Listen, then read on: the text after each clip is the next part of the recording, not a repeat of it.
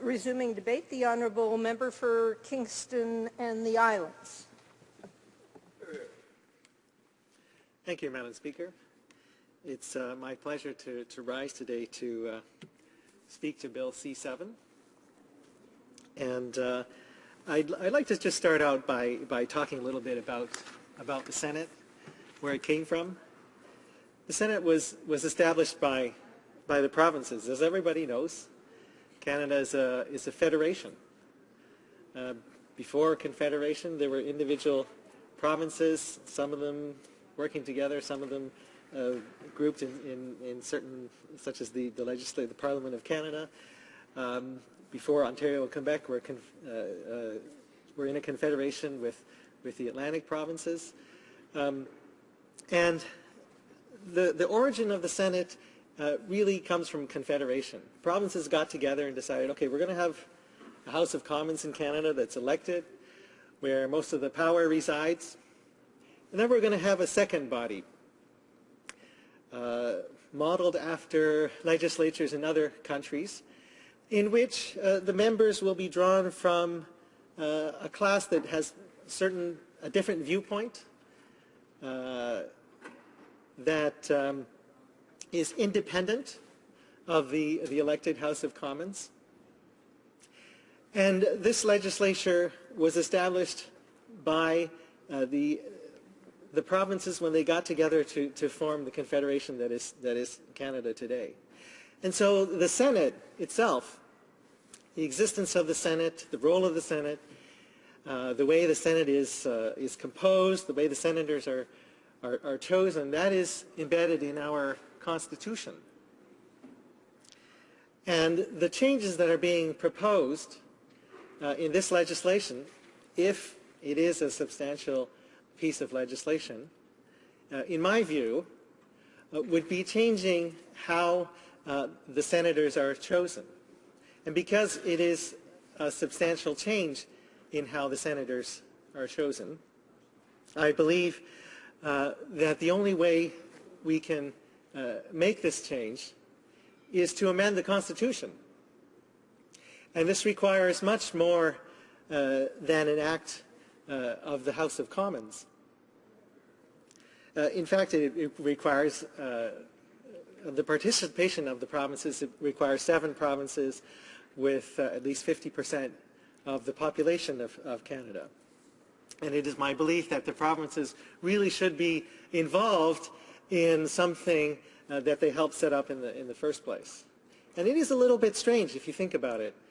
When you have a bicameral system, as we do with the House of Commons and the Senate, where the two bodies are supposed to be somewhat independent of each other. One shouldn't be under the control of the other if they're independent and they're supposed to be thinking independently and have an independent point of view. It shouldn't be possible, really, for one body to control how or to decide how the other one is, how the members of the other body are chosen. So that is sort of a moral reason why we shouldn't be acting unilaterally here in Ottawa to change how senators are chosen, that we really should be consulting with the provinces, and we really should be amending the Constitution. And if the government really thinks, Madam Speaker, that what they're doing makes sense from a constitutional point of view, if they really believe that it's the right thing to do, I think that I would challenge the government to go to the Supreme Court, as we've done with other questions, as we did, for example, leading up to the Clarity Act. Go and ask the Supreme Court if the Supreme Court thinks, in light of the Constitution, whether this is a legal thing to do. And you know, that would probably even save money and save time and effort in the future when one or more of the provinces decides to challenge this bill if it is passed. I'd like to focus my remarks today on what I view is a contradiction. And so I'm going to try to explain what this contradiction is. This bill requires or asks provinces and territories to nominate people, names of people to become senators, to the Governor General in Council. And so it is expected by this legislation that provinces and territories will hold some form of election in order to choose for the people of that province to choose a list of potential senators. And already it's going to be a little bit strange because this legislation doesn't provide funding to the provinces to run these elections and to choose senators who will be working in Ottawa in the federal level of government. And it's kind of strange that the federal government is not providing funding for these elections that it's calling for. But the other thing is that because the legislation says that the provinces and territories will simply be nominating names as a result of an election or by other means, that somehow this is not a substantial change in how we choose senators.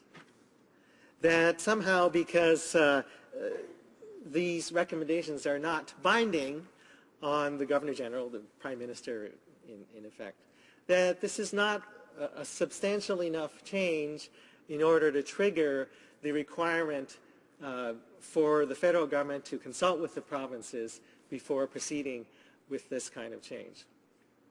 And the contradiction is this: if you're going to take these elections seriously, if you really think you're going to be changing the Senate so that it becomes elected, which is one of the E's of the Triple E Senate that many members on the conservative, on the reform side of this House have spoken of in the past, you really have to believe that these elections have some force, and that the Prime Minister is going to be bound in some way, if not legally, then in an ethical, a moral sense, the Prime Minister will be bound to accept the results of these Senate elections. So if you're going to take seriously the idea of having an elected Senate, and that this bill, Bill C-7, is going to implement an elected Senate, then you can't take seriously the argument that this bill is not a substantial change to how senators are elected, and that somehow, therefore, you don't need to consult the provinces. So that is the essential contradiction. And related to that, Madam Speaker, there's another contradiction. I know that a lot of people who've talked about Senate reform want the Senate to be more representative of the people of Canada. And, you know, that's one of the motivations behind having an elected Senate. And I think Senate reform is a good thing. I think Senate reform is a really good thing, because from what I've seen in my less than 1 year working here in Ottawa, senators represent a great source of experience, a great source of wisdom that I think would be too valuable to simply throw away, as some of my honorable colleagues would like to do by abolishing the Senate. No, I think the Senate is a very valuable source of advice and experience, and I think sober second thought makes sense. But it has always been the case that the Senate, not being elected, has deferred to the elected House of Commons whenever there's a conflict. Now, in the past, because the unelected Senate always deferred to the elected House of Commons, it wasn't such a big deal if, because of a historical artifact, certain provinces had proportionally a rather high representation in the Senate, and other provinces didn't. If we were to pass this bill, Madam Speaker, and have an elected Senate, the Senate would have stronger powers. It would have a mandate from the people to challenge the House of Commons sometimes. And while at the same time that it has more power, given to it by the reformers who wanted to reform the Senate, and there are these reformers on both sides of the House. At the same time as we reform the Senate in this way, we would have to face the fact that some Western provinces, Alberta and British Columbia in particular, would be underrepresented. And so that is another contradiction, that at the same time, reformers who want to reform the Senate are handicapping the ability of Alberta and British Columbia to be properly represented here in Ottawa. Thank you very much, Madam Speaker. Questions and comments?